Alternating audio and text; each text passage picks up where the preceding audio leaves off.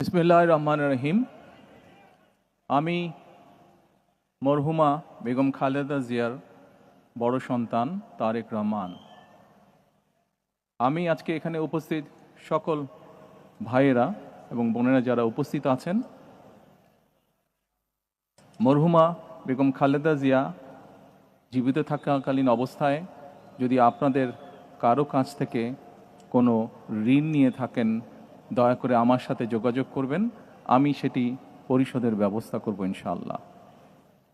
একই সাথে উনি জীবিত থাকাকালীন অবস্থায় ওনার কোনো ব্যবহারে, ওনার কোনো কথায় যদি কেউ আঘাত পেয়ে থাকেন, তাহলে মরহুমার পক্ষ থেকে আমি আপনাদের কাছে ক্ষমা প্রার্থী। দোয়া করবেন আল্লাহ তাআলা যাতে ওনাকে বেহেশত দান করেন। আসসালামু আলাইকুম।